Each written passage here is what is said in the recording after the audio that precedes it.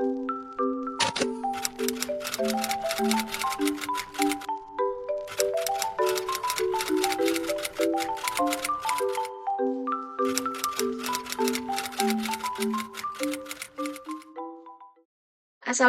warahmatullahi wabarakatuh. Halo semuanya, kembali lagi bersama saya Anissa Zahra dan di sini kita akan bahas tentang Internet Gateway. Langsung saja kita mulai ke pembahasannya. Nah, sebelumnya di sini ada yang akan kita bahas, yaitu mengenai pengenalan Internet Gateway, tahapan konfigurasi Internet Gateway, dan NAT tricks. Langsung saja kita mulai ke materi yang pertama. Materi yang pertama yaitu pengenalan Internet Gateway. Nah, terdapat 3 PC client, 1 switch, dan 1 router mikrotik yang terhubung ke internet atau ISP. Goalsnya, router bisa mendapatkan internet yang nantinya akan di-sharing ke klien sehingga kumpulan PC client bisa akses internet.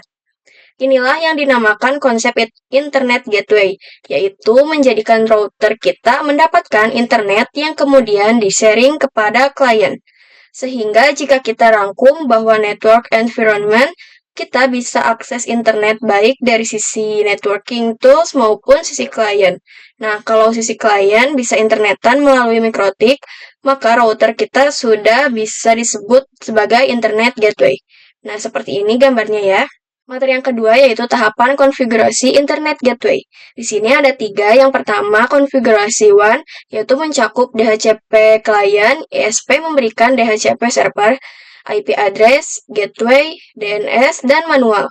Yang kedua, konfigurasi LAN, mencakup konfigurasi IP address yang mengarah ke klien atau PC. Dan konfigurasi DHCP server. Yang ketiga adalah konfigurasi NAT, yaitu ada chain, out interface, dan action. Nah, kita masuk ke pembahasan yang pertama yaitu konfigurasi one atau Wide Area Network. Langkah pertama dalam menghubungkan Internet Gateway ke penyedia layanan internet atau ISP. Berikut adalah elemen-elemen penting dalam konfigurasi one. Yang pertama ada DHCP client. Pengertian, jika ISP Anda menyediakan DHCP server, router akan berfungsi sebagai DHCP client yang secara otomatis mendapatkan pengaturan jaringan dari ISP. Prosesnya, router mengirimkan permintaan DHCP ke ISP, dan ISP memberikan alamat IP, subnet mask, gateway, dan DNS. Yang kedua ada IP address dari ISP. Jika menggunakan DHCP, alamat IP akan diberikan secara otomatis. Jika menggunakan static IP, Anda harus memasukkan alamat IP yang diberikan oleh ISP secara manual. Yang ketiga ada gateway. Pengertian, alamat IP dari router ISP yang digunakan untuk mengirimkan data ke internet. Pengaturan, jika menggunakan DHCP, gateway biasanya diatur secara otomatis. Jika menggunakan static IP, Anda harus memasukkan alamat gateway yang diberikan oleh ISP. Yang keempat ada DNS atau Domain Name System. Pengertiannya, server DNS digunakan untuk menerjemahkan nama domain menjadi alamat IP. Pengaturan, jika menggunakan DHCP, DNS biasanya diatur secara otomatis. Jika menggunakan static IP, Anda harus memasukkan alamat DNS yang diberikan oleh ISP atau menggunakan DNS public. Misalnya Google DNS 888. Yang kelima ada manual. Pengaturan, manual jika ISP tidak menyediakan DHCP, Anda harus mengkonfigurasi semua pengaturan seperti IP address, gateway, DNS secara manual. Materi yang selanjutnya yaitu konfigurasi LAN atau Local Area Network. Konfigurasi LAN adalah langkah untuk mengatur jaringan lokal yang terhubung ke Internet Gateway. Berikut adalah elemen-elemen penting dalam konfigurasi LAN. Yang pertama yaitu ada konfigurasi IP address. Pengertian, alamat IP yang digunakan untuk perangkat di jaringan lokal seperti PC, printer, dan lain-lain. Pengaturan, tentukan alamat IP untuk router, misalnya 192.168.1.1. Dan subnet max-nya biasanya 255.255.255.0. Yang kedua yaitu konfigurasi DHCP server. Pengertian, DHCP server pada router memberikan alamat IP secara otomatis kepada perangkat di jaringan lokal. Pengaturan, yang pertama, aktifkan DHCP server di router. Yang kedua, tentukan rentang alamat IP yang akan diberikan kepada klien, misalnya 192.168.1.100 hingga 192.168.1.200. Yang ketiganya, konfigurasi waktu sewa last time untuk alamat IP yang diberikan. Yang ketiga yaitu konfigurasi NAT atau Network Address Translation. NAT memungkinkan beberapa perangkat di jaringan lokal untuk berbagi satu alamat IP publik.